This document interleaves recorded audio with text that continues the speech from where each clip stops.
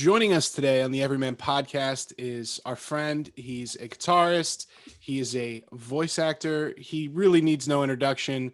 From Periphery and Haunted Shores, returning to the Everymen podcast, ladies and gentlemen, Mark Holcomb. Mark, what's up, brother? Hey guys, nice to see you again. Absolutely, good to be seen. You forgot Stud, Justin. He is a stud, bro. He is a stud. And I got a compliment. I was looking at some of your videos and stuff on social. Your room is everything's framed very nicely. It's very room here. The way everything's kind of put together. It's a good visual. It's called clean. My lovely wife is responsible for that stuff. It's like she was awesome enough to set all that stuff up, and I hung the guitars. But yeah, I mean, I keep it pretty orderly. You guys don't just look symmetrical. Everything looks. Yeah, I like symmetry. You guys don't see the desk on which this computer is situated, and is it like Carnage? Yeah, but that's why it's not on camera. Yeah, it's for awesome. Thine eyes only. Yeah, mine's the same kind of situation. But yeah, man, good to see you. Last time you were on, we were talking about the Super Bowl, and we had some fun. And it's that time of year. It's fall is coming. It's fastly approaching. And I said, hey, bro, let's get together, do a little NFL kickoff pod. So before we talk NFL football, because that's what we're here to do, we got to talk a little bit about what's going on with you, what's going on in music world. So what have you been up to, bro? What's new?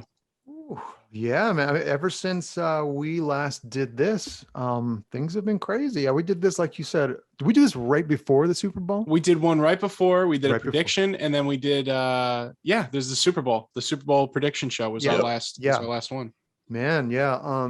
So we finished the Haunted Shores record. Haunted Shores is my side project. For those who don't know out there, I have on the side of Periphery. That record's pretty much done. I think mixing is happening the next couple of days. And then it's going to get sent off to be mastered. And then we're looking at maybe a Q4 or Q1 release next year. And that record came out crazy. I think I mentioned to you guys before, but like while I was writing sort of in the middle of last year when we did our first podcast together, I think I remarked to you guys that it was just nuts. Like it's crazy people music. Yeah. And it turned out even more bombastic and over the top and like ugly and nihilistic than even I thought it was going to be. And yeah, it's sort of been a nice sort of outlet on the side of Periphery, which like we're in the thick of recording right now.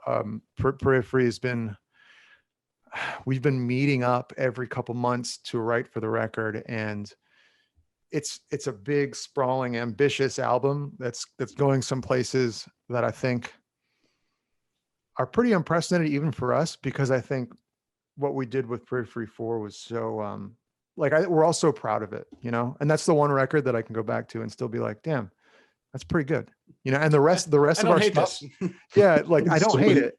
Whereas the rest of our stuff, I'm like, fuck, I want to do that different. I want to do that different. And I think the reason I feel that way about those songs is because we just spent so much time. We had such a discerning eye for what we wanted out of it. And we got super dirty in the weeds with everything top to bottom with that record. And we took a long time. I think that's the key. And with this Periphery album, we're moving at a snail's pace because we want to have that same discerning eye, and we want to make our last record sound small in comparison. We want it to be a jump up because, in the band, we don't ever look at lateral moves as a success. And that includes creatively. So yeah, we're not trying to do a repeat of it. We're not trying to, chase old threads or repeat ourselves. That's why it's taken so long, but yeah, we're in the thick of it. And on the side, I finished a Haunted Shores record, and yeah, besides that, I got a couple video games that I'm working on voice wise. So yeah, it's been a lot of fun lately. Busy, but fun busy, Yeah. Yeah, you're really getting into the voice acting. It's cool. I see every couple of weeks, I feel like I see you posting on a new game, and you did the snowboarding VR game, which I've got the PlayStation VR, and that's pretty intense. I don't know if I could handle the snowboarding VR. Is it pretty wild? It's hard. It's hard as fuck. Yeah, I tried it, and I feel like I bet you like a 12-year-old would better. Oh yeah, I was really bad, but it's an awesome sensation. Like if you've never tried like VR sports before, it's weird because for example, there's a VR rock climbing game. And the first thought you have is like, how the fuck are you going to replicate the feeling of climbing or bouldering in a VR setup? The thing is, it's not replicated one for one.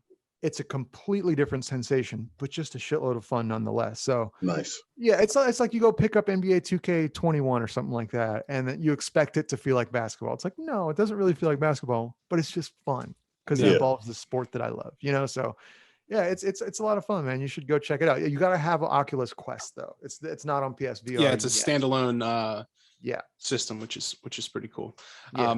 Speaking of endeavors and crazy people music, two things I want to talk about here. First, new BT Bam, Colors 2.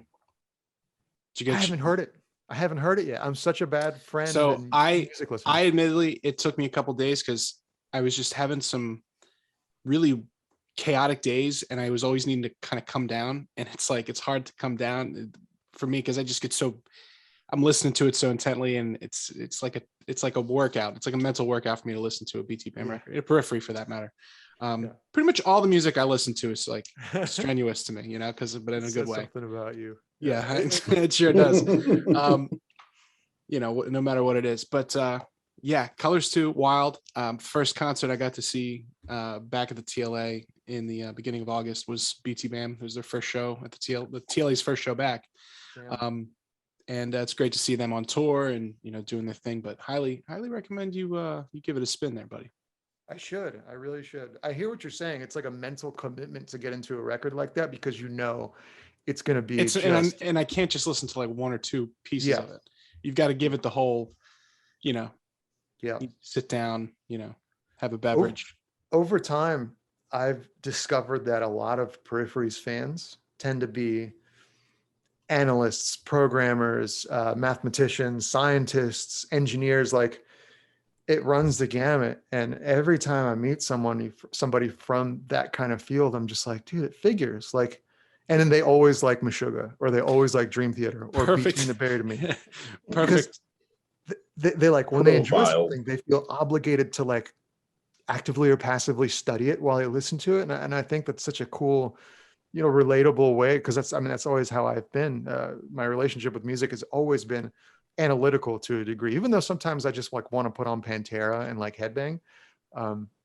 It's always cool to have to know that our fans like that are out like us, Yeah, absolutely. And you softballed me the perfect segue, because last little music thing I wanted to talk about here is Meshuggah. Now, at any given time, my favorite bands is either Meshuggah or Dream Theater or Between the Buried. To me, like, it's one of those. It's a rotating, of what's like my current favorite. And it's funny. I just had my bachelor party, and a couple of my buddies are musicians that aren't into that kind of music I enjoy, and we enjoy here. Kind of like Daryl, who I've been exposing him to it. And good man. I was like, it's my weekend. We're gonna do what I want to do. Before we do anything, I put on this like Meshuggah live concert, and like people were hesitant, and then like about a third of the way through it, they're like kind of, and then by the end of it, they're like, holy shit, like everyone, and then like I'm getting texts like, dude, so when is Meshuggah coming to Philly? And I'm like, dude, let's go, February. I've already got my tickets. Yeah. And they do something to my part of my brain that gets me all dude. I can't even say it on the podcast, but I saw you did a cover video with Elliot Hoffman, who's one of my favorite drummers out there, and this guy, Cosmic Canoe. I saw Car Bomb open for Gojira on Gojira's first US tour in like somewhere in Brooklyn, but I went like 3 different shows, and they were fucking insane. And this was like 2006. They were insane then, they're insane now. How was it putting that whole project together? Like, where'd that come from, and how'd you like accomplish that? My buddy Frank at Metal Injection hit me up, and he was like, hey man, do you want to play? I think he was like, do you want to play an old Sepultura cover? And I was like, yeah, that would be fun. Let's do it. And he was going to like have me and other guest musicians collaborate on the same track, sort of like an OK Cupid of musicians who live far away from each other. And then he was like, actually scratch that. Do you guys want to do an old Meshuggah song? And I'm like, sure. Who's going to play on it with me? And then he was like, we'll get Elliot from Car Bomb, James from Tesseract, Sasha from Intronaut. And then he was like, we don't have a bass player. And then I wrote up my friend Ben from Incubus. And I know Ben, he's a metalhead. People don't know that about Ben, but like he loves old school metal. So I hit him up. I was like, hey, this may not be your cup of tea, but you want to play some Sugar song? And then he banged it out. Like he one-taked it on video. He's a ridiculous He killed musician. it. And the tone was perfect too. Yeah. And then we just recorded our parts from home. And I had to do the Thorndal solo, which brutal. And you nailed it, dude. Oh, thanks. I did my own take on it because I can't play like that. So I had to do just seriously like 200 takes. I wanted to ask like how he's like impossible to cover. And even like, I know they had another gentleman pop in there for a bit. Now he's back, which is going to be insane. But like, well, how do you even approach jumping into that guy's shoes? Little by little, just like I just get the song, I load it into Cubase, and then I just slow it down and listen lick by lick and try to approximate what's going on. Some of the stuff you can't even really hear that well. So it's just an approximation of what he's doing. And the things that I have a harder time picking up on, I kind of just wrote things to replace it. So yeah, it's alien stuff for sure. It's definitely like, I feel like that's not even kidding. That's the kind of shit we should be beaming out into outer space. Like just to let people know there's a higher consciousness here, not like reality TV or anything. Like because the reason I think this is because anyone who I talk to that, even if they're not into metal or whatever, even Mike Mangini, we had to talk about Thomas Hawk and he's like, oh, he's on his own. When Mike Mangini says it's on its own level, you know, like I'm pretty sure the aliens would be like, you know what? I think they got something good worth checking out down there. It's anyone, it's universal. Or they'll hear it and be like, I don't ever want to fuck with that planet. Right. It's good either way. It's good either way. Yeah. I can't wait to go see them and hear, their new album. So Mark, my man, NFL season is upon us. As this we're recording this, it's 2 weeks away, but by the time this comes out, it's right there. How you feeling? First of all, how you feeling about the offseason with the Chicago Bears, and how you feel about what's going on in the preseason? Curious to see how you both feel about this. I'm stoked. Well, first, okay, I'm excited because this is just how I get every time of year, every year. I just get really excited 2 weeks before football season. I just get pumped regardless. Like even in past years when I knew the Bears were going to suck, I just like, it's football, man. I get excited for Sundays again. Even if I know we're going to finish 4-12 or I guess 4-13 this year or something. I mean, we're not going to be 4-13, but even if I know our team is going to be bad in previous years, I just get excited to see the sport back, how I feel about the offseason. I mean, I thought the Bears drafted really well. I thought it was really exciting bringing in Justin Fields and getting help on the O-line. Tevin Jenkins is out the year though. So their first round, or I don't know if he was their second round pick, right? He's out for the season, which sucks because they needed help on that offensive line.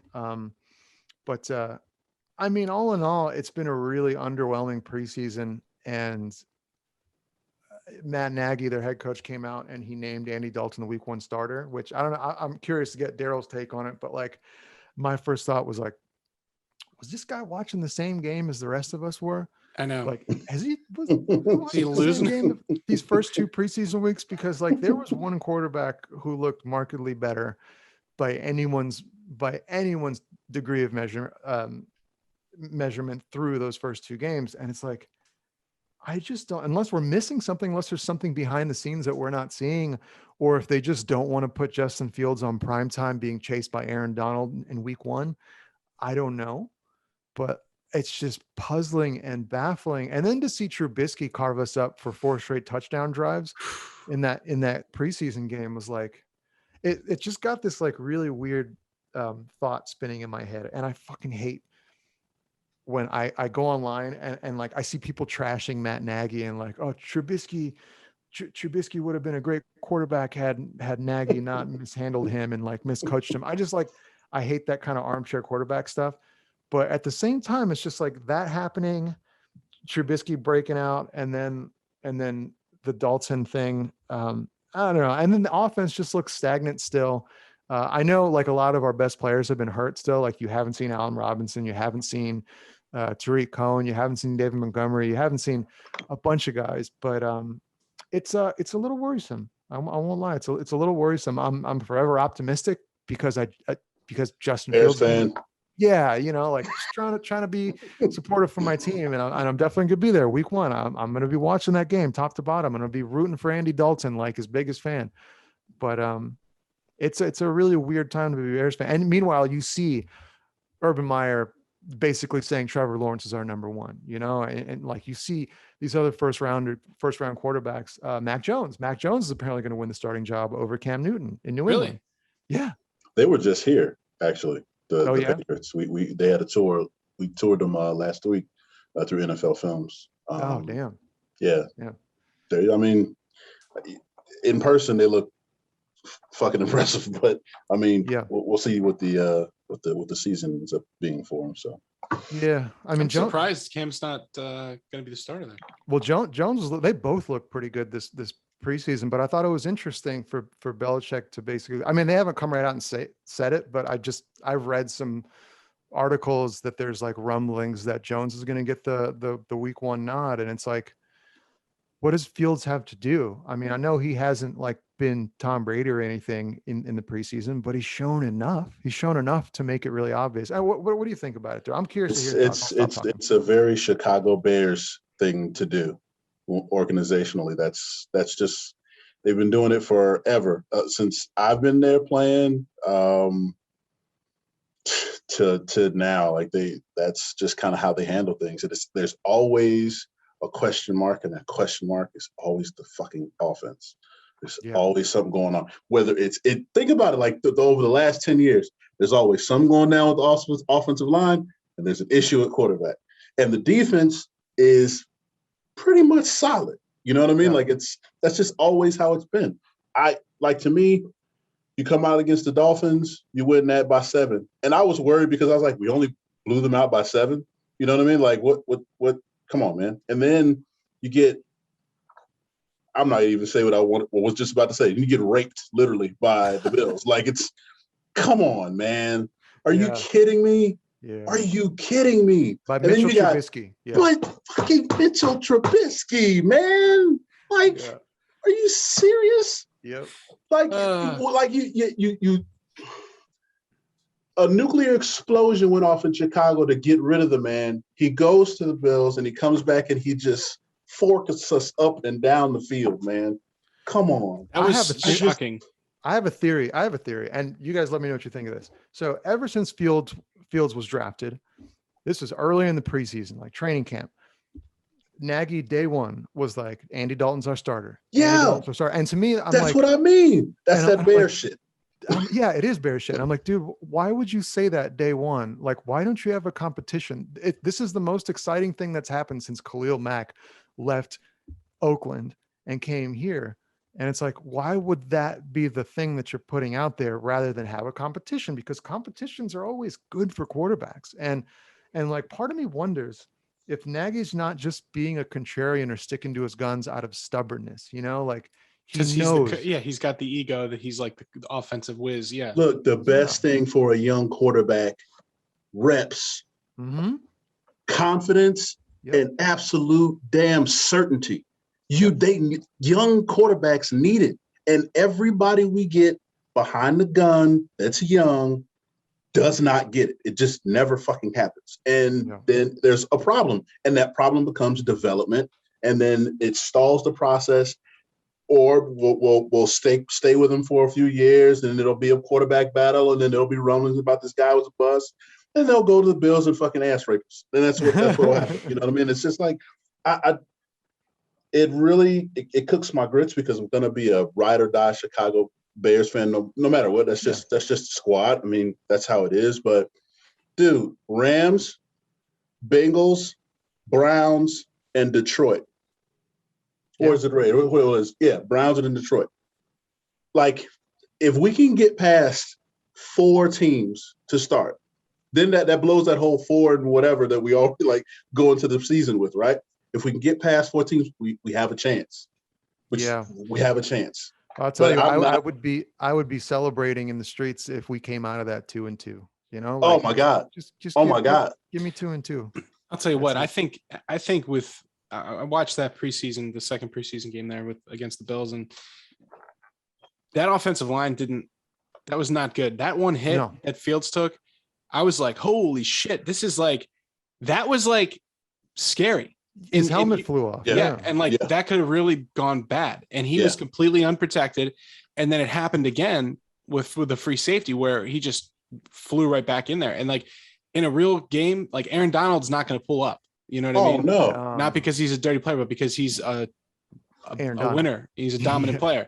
And like, you can't do that in the NFL, especially like that's a hard division that always plays pretty good defense. And I think that they realize like, oh shit, we're going to basically sacrifice Andy Dalton to this offensive line at the beginning of the season. And then I think they know there's no way he's going to survive that. Yeah. You know? That could be. I mean, you know, that back to that Fields play. I mean, that to me is the kind of, so that I think that was on Fields, because like, that's the kind of stuff you got to recognize as a quarterback. Yeah. You see a dude like that with nobody on him, there's no eyes on him, and you got to get rid of that ball. Straight line, dude. Like that's on Fields, but that's exactly the reason, Daryl, you mentioned it. It's like the dude needs reps. Like he just needs more reps, because that's the kind of thing you can only recognize in a game setting.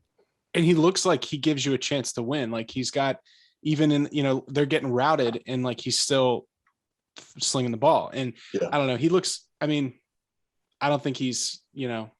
See, the problem is, we'll see if he doesn't get the reps, he's right? Clearly talented. And Mark, you know this. The problem is, if he doesn't get the reps, right? And let's just say Andy Dalton is an absolute fucking nightmare and he doesn't pan out. Then what you're going to do, because you didn't give Fields the reps, you're going to half your fucking offensive game plan so you can get them going. And we're already in the season, bro. Mm-hmm. You know what I mean? And that's the problem. Like you're going to half it. You're going to try to manufacture some type of running game to help him, and it's just not going to pop, and he's going to get chewed to pieces. You know what I mean? Yeah. Then you're going to be trying to wrestle, not getting him hurt throughout the rest of his first year, as opposed to having him hit the ground running at the beginning of the season. Yeah. And that's where we're at. And that's the bear shit I'm talking about. That's the stuff that drives me insane. You know what I mean? What really worries me is like, you see it time and time and again, like with Joe Burrows last year. It's like, with a young quarterback, I think one of the worst things, maybe the worst thing you can do to a young quarterback, is not protect him.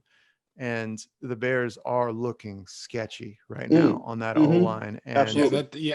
Absolutely. Well, it's also, they weren't running the ball. So like, you know, they were expecting it, but I'd say watching Mitch shred them was interesting. And granted, the Bills are a much deeper offense. I mean, they were within a few plays of the Super Bowl last year. And that was wild. And I'm sure part of it's like, he's motivated to come back there and show you what's up. But one of my bold predictions is I think we've not seen the last of Mitch Trubisky this season. I think one way or the other, he's going to end up, playing. Dude, I'm rooting for that guy. Like I'm a lifelong supporter of that guy, because I think he got a really shitty deal. And he didn't. I think he handled himself well too. Like he handled himself well. Yeah. He had so many opportunities to succeed in Chicago. It didn't work out. But if let's say Josh Allen gets hurt, or let's say, like Matt Stafford gets hurt, or so like some team who can't afford to lose their quarterback loses their quarterback. So they got to go get somebody and Trubisky succeeds. Like I'm so happy for that, because he always had a classy attitude about it not working out, and I'll always root for that guy. Yeah, stellar. Yeah, he's I saw him doing something with Barstool, and he just looked like he seemed like a, I don't know, grounded, normal person. He just like you said, he got a raw deal, and he handled it well. But everybody, that's the good thing about the NFL is it's a meritocracy, and people get second chances. Quarterbacks usually get quite a few chances before they're toast. And a lot of the guys who don't pan out they can go the other direction. They can go the sort of the Jay Cutler direction, where they show up the next week looking like they just smoked a box of cigarettes. You know what I mean? Like, I love Jay Cutler, man. I like Jay Cutler. I was such a fan of his, man. I really was. I just dig his style, So, sticking with the NFC North, you got the whole Aaron Rodgers situation there where he basically comes out, doesn't show up in the offseason, then shows up to training camp and just like roasts the front office in his press conference. Be there. And I wonder, like, do you think he plays the whole season in Green Bay, or do you think he somehow ends up getting traded? No, I feel like they're going to get to a point where is he that much of a competitor? He just wants to keep rolling. I think he's going to be Aaron Rodgers. I think if something bad happens in Green Bay, which I'm always hoping for and praying for every night. Yeah, of course, me too. Yeah. I think we all are. It's going to be, in my opinion, something wild, like something conditioning related, or something like, Aaron Rodgers wasn't up to shape. That being said, like, I don't think that's going to happen. I think it's going to be MVP level Aaron Rodgers, which sucks. Like when on the same day the Bears drafted Justin Fields, and earlier that day Aaron Rodgers told the Green Bay Packers he wanted to be traded. It was like the best day as a Bears fan I can remember. But we'll see, man. We'll see. It sucks. It's just the Packers are going to be great again. The Packers are going to be really good again. If Aaron Rodgers is on the field, he's going to ball. He's going to discount, double check, and he's going to be a stud. And then at the end of the year, the front office is going to find some way, some loophole within the wording or language within his contract and escalators to trap him, so he doesn't fucking leave. You know what I mean? My opinion on Aaron Rodgers is that he should thank his lucky stars that Rashard Mendenhall had the worst fumble ever in that Super Bowl. The Steelers were on the verge of, they dominated them in that last quarter, and they were on the probably a better defense than they had the year before. They were dominating them, marching down the field, and Rashard Mendenhall just shits it out, like on the 10-yard line, and that was it. And then they, so if it wasn't for Rashard Mendenhall's fumble in 2010, Aaron Rodgers would be the best quarterback to, he'd be that. He's I don't know. He's great in the regular season, but he's not the same in the playoffs. I don't know. Still, a guy like that to only have one ring to me is like kind of criminal, like a transcendent talent. He hasn't had as good a teams as he did that one year. Yeah. Got surrounded, and that's just probably one of the many reasons why he wants to leave. Like it's not like Brady, where Brady comes in and says, "Hey, Arians, these are the people I want. I don't care if they're convicts. Bring them on." Like it's just it's like, this is what we're gonna do. Like, give me 8.5 Antonio Browns on this team. Yeah, I'm now such a fan of once he left the Patriots and the way they just rolled last year.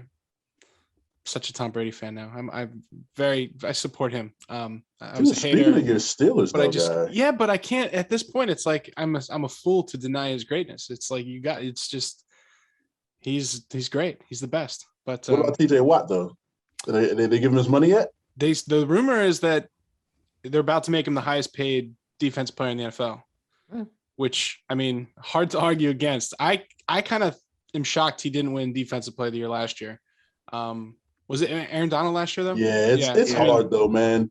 It's an interior player, and I just always look at it like this: like if you're double and triple team 80% of the time, all your snaps, and you still get double-digit sacks a year. Like, I read something that like he had 73 quarterback hits where it resulted in an incomplete pass, and it's like the next closest player was like, I don't know, it was like a dozen off. It was a very big, and you think like, holy shit, that's a lot of impact in an NFL game. If somebody's thrown the ball 40 times and like 73 times over 15, 16 games, like he's making a huge impact every game. And for that guy to still get his numbers every game, and a whole defense is just geared towards stopping him. Yet like you were saying, he just still gets it. Like if you fan split protection, meaning 3 and 2 on the line, right? If you fan split 3 guys for one player on your defense, and he still gets home, that's fucking ridiculous. Oh, and then by the way, you still have to deal with Cam Hayward, and Steven Tuitt. Like Daryl was telling me he thinks, the Steelers are going to be, their defense is ferocious. They're stupid. And Devin Bush coming back healthy, he's a menace to society on the field.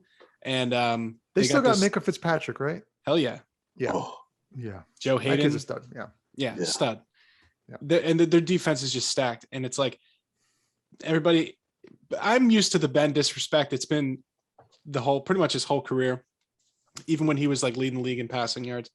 But he looked pretty good in this last preseason game. He was kind of lighting it up. And even Mason Rudolph, who I'm not the biggest I feel like if you get beat with your own helmet, that's you gotta you know what I mean? You've lost the team. But that's just my opinion. I'm not too confident in Dwayne Haskins either, although he's usually when they usually in Steelers shit in the preseason, the guy that they have start the game against Carolina at quarterback is almost always the one that gets cut who doesn't. So I don't know if it's going to be Haskins that gets cut or Dobbs, because Dobbs hasn't really played. He's been there for a couple years, but Mason Rudolph, even he looked good. Najee Harris. Yeah. That was one of those ones where I'm like, how did the Steelers end up getting this guy? Cause they don't usually do that, they get like the best available player. And I was shocked that he was there, but I'm feeling good about the Steelers. The Chiefs, we were kind of looking at all the big storylines this year. The Chiefs are going to be like great anyway. Chiefs are going to be the Chiefs. Yeah, Chiefs are going to be the Chiefs. And I don't know if it's, and I'm not trying to jinx anybody, but I don't know if it's the way that they're practicing. The practice rules have changed with the preseason, but there hasn't been many players that have been. There's always like some big, shocking, injury or suspension or something. Everybody's been very, it's been quiet. So I'm hoping that health and quiet stays, into the regular season, because like you said, somebody gets hurt, then next thing you know, Mitch Trubisky's on, the Raiders or whatever. Yeah. We'll see. I don't know if it's helpful that, I don't mind the whole 3 preseason game thing. Like it's weird to only have 3 preseason games and then that week off. And then the 17 games, which will be interesting. You can't be a 500 team anymore. Yeah. What do you think about the extra game, Daryl? I mean, I think it gets me paid more. So, I mean, that's my next question. Does the contract now get split? Does your game checks get smaller because you're getting more of them, or they just add you one on? I would hope they add you extra game is extra content is extra. Thank you, Jesus. So, for me, that's how I feel about it. That's good. I have to take my former player self out of it because I'm not on the field. So if I was a player, I'd probably be like, God, man, one more fucking game where I'm going to get my shit crushed up. You know what I mean? And if it doesn't amount to a playoff berth or a chance at the Super Bowl, I'm going to be super pissed. And that's more recovery I'm going to have to do during the off season. You know what I mean? So what did they add? Like it can't be another divisional game. What did they, just another random? I think it's definitely outside of the division. Because I actually don't know. You rotate mm-hmm. One year the AFC North plays the NFC South, and then it's the NFC East. Like it rotates that way, and then there's some like first place calculation too. Like teams that finish first play each other or something. But I don't know how they. I wonder if it's like a non-divisional opponent. How it would have to be somebody from the other conference, I guess, to make it fair. Yeah. Yeah. Because if there'd be a tiebreaker, your conference standing is what. Yeah, I don't know. It's it's gonna be weird to see like 8 and 9 finishes, or like I'd say or 7 and 10. What a weird, it's just strange, It throws your mental prediction math off, but not only that, throws the metrics off. Watching these games with like defensive backs with single digits and like the whole new numbering scheme is very. Yeah, I guess they're trying to be more like college, and kids growing up have changed their taste in numbers or whatever it is. But I don't know. That's a little weird. It also renders a lot of the records that we have so firmly in place kind of asterisk now. Because now you're going to get guys throwing for more touchdowns, rushing for more yards, catching more passes, getting more sacks, and like, got to asterisk now. We got to start putting these little, these records with the asterisk nearby. So it's a little weird. That's what made like Jim Brown so impressive, because it's like, well, he did this in however many games, 12 game season or whatever it was then. Yeah. True. Or you could be like Deacon Jones and be like thoroughly pissed, like all those years where they weren't like recording sacks, and you probably hit the quarterback like 50 times. Dude, that is insane that nobody ever thought that was an important metric. Yeah, I know. Bro, sorry, Deacon. Yeah, those are your numbers, not ours. Can't they just hire somebody, like just hire some interns and like just watch a bunch of footage from those days? You know what I mean? Dude, I think we have a production here where like they actually went back and did that, and it was like he was like legit, like he had like 30-something sacks in the season if it was an actual stat. Like, it's ridiculous, bro. Correct me if I'm wrong, Dale, but I remember something along the lines of the official sack number comes to the league like on Tuesdays, and it can change from like what they report in the game to what actually comes out, because the coaches they have to review it all. But the coaches of the team award, like if it's a half sack or a full sack, that team says like, I don't know, it was a half sack between 54 and 55, not like, and they're the ones based on like merit, and that it's not like exactly by the book. Not like it's up to debate. Well, it comes from vendor first, and then like the team in New York make it official based upon like team to them and then to stat. Yeah. So they can just I'm sure there's some okay. I mean, who's going to argue with a half sack though? Well, the thing about it is like it kind of fucks you too, because like if you're like, say you're researching a game and you're cutting it right, and then like it hasn't been adjusted yet, and then something goes out, and if the stat's wrong, and then we have like a sound pop for it, then we have to fucking fix that on any subsequent broadcasts, which sucks. And then like whoever the talk producer about needing an army of interns. Oh, dude, it's like go back and find every reference to 7.5 sacks. It's like it's crazy. No, it was 8. Thank you. Oh man.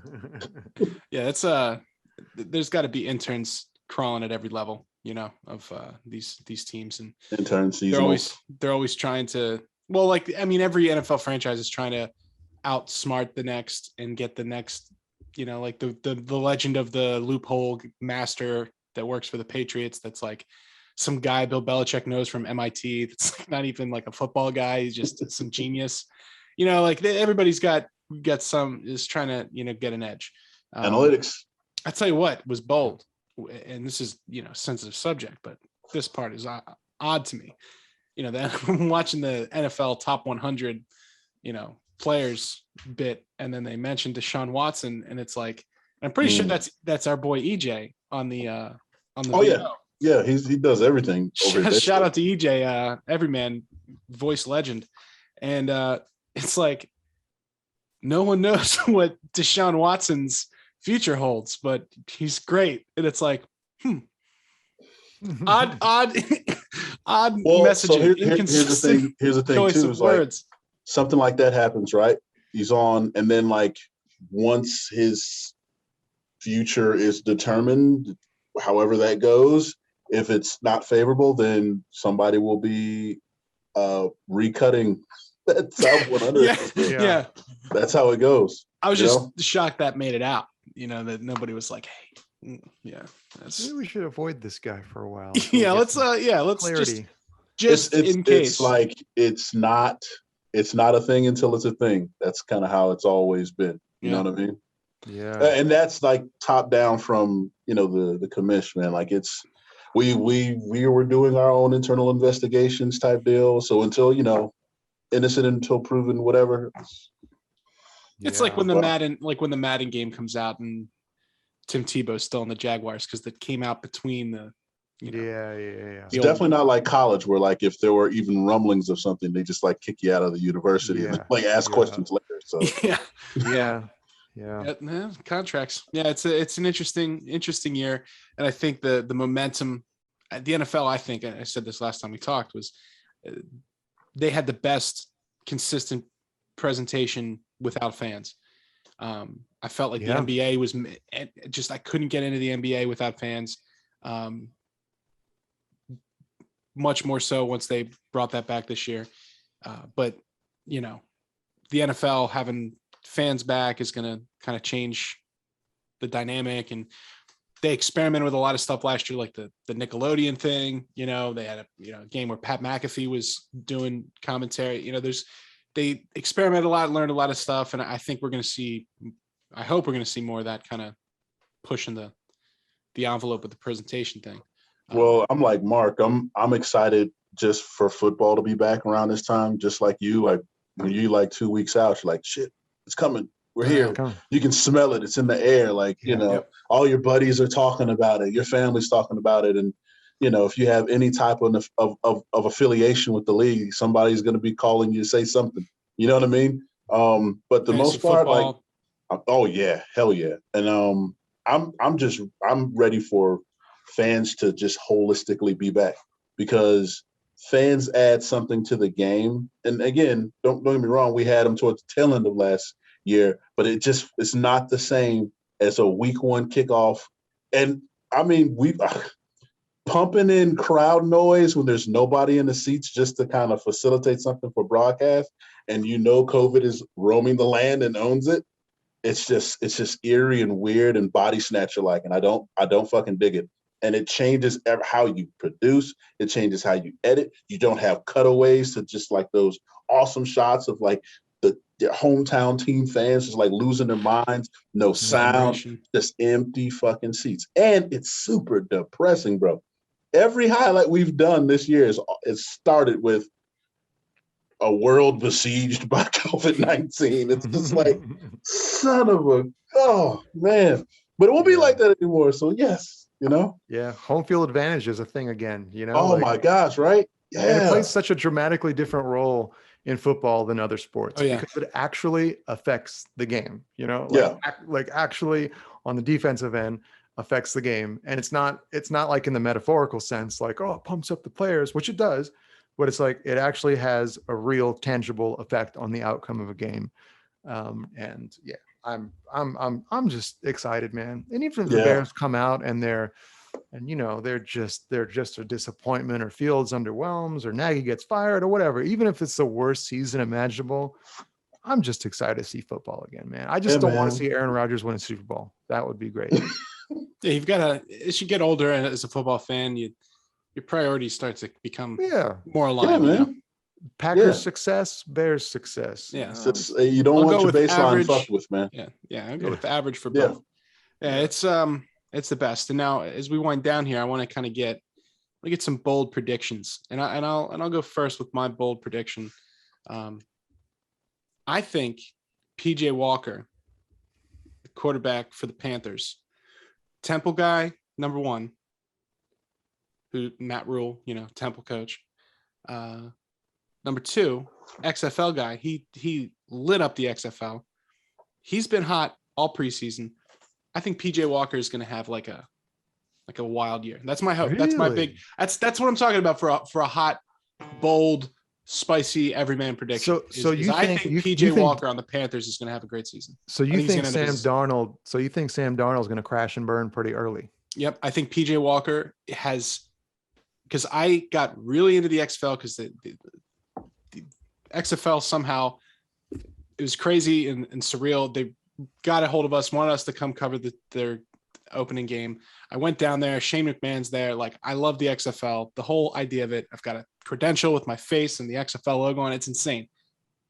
And I remember looking at my best friend going, at least if anything crazy happens, we made it to the first game back. And then, of course, the world comes to a screeching halt like 3 weeks later. So I watched a lot of the XFL last year, and PJ Walker I was like, man, this dude's definitely an NFL caliber quarterback. He's eviscerating every defense he plays. And it was like he was making everybody look like he was like Michael Vick in the XFL last year. And when I was like, if he gets somewhere, then Matt Rule goes to Carolina, Temple connection. He was like the whole Temple team when, he was here and they were successful with him. And watching him in the preseason, he's the real deal. And I think Sam Darnold's not, I think he's by the end of the season, PJ Walker is going to be, if they have any success, it's going to be PJ for sure. Damn, bold take. That's very bold. Do you have any bold, wild takes, Daryl, that the average person would be like, dude, you're crazy? No, I just have things that I believe like wholeheartedly, and I believe that this will be the year that Aaron Donald breaks the sack record. Yeah, that's a wild take, but that's a pretty wild take. I believe this is going to be the year where he like breaks it and he shatters it, and like somebody's going to look back and say, "What the fuck?" Like, yeah, I believe it, man. I believe it. Yeah. He's like so charming and like photogenic, and it just looks like he's carved out of like a mountain. It's insane. And like, he's so good. And every time you see him on the field, like, it's like, where did he come from? Like, why, how does this even, because he doesn't necessarily look like, even though he's huge and jacked, like he's not, I don't know. When I think of defensive tackle still, I think of like early 2000s, like Casey Hampton, that's, or Vince Wilfork, you know, or Warren Sapp late in his career. Like, I think of just these big double wide men, you know, and he's just like, he could be like a tight end or like a linebacker or, you know, like he could be anything on the field. It's insane. It's hard to like, when like you, like somebody like me, like who, you know, wasn't the greatest player in the world as far as being a defensive lineman, but good enough to make it. And having studied all those great players that you're like, oh man, like the Warren Sapps of the world, you know what I mean? Like, you know, appreciate you, bro. You know, but like to go through all of that and then to see someone like him play, and like being in this place where you have like every piece of fucking footage that there can be about it, Aaron Donald, like it's just at your fingertips, and you watch it, and I'm just like, this guy is it's you can't even really put it in the lyric. It's just, when I would think, all right, man, like, all right, this guy is doing this thing, I need to go to a counter, like he's already there. It's like music. It's like he's just going note to fucking hitting it. Like that's just how he rolls. And to see it every freaking play, and then to see him do it surrounded by like 900 pounds of men, like that's the thing. It blows my mind. You know, it's hard enough to just do it when you have a one-on-one with the guy, you know what I mean? But to do it with multiple people, and to know, like, also you got to think too, a guy who has the mentality that like, I don't care if it's 2 or 3 people, I'm going to get home. That's a different mindset, man. That's a different fucking mindset. And for him to win, like, God, man, it's insane. Yeah. It's insane to think about. So like, I mean, again, I don't know if that's really bold, but I just believe like it's not going to be like a 22. It's not going to be like a 20. It's not going to be like a 22. He just, or 21 to 22, and he just makes it or ties. It's not going to be like a Brett Favre slides down. It's going to be like some.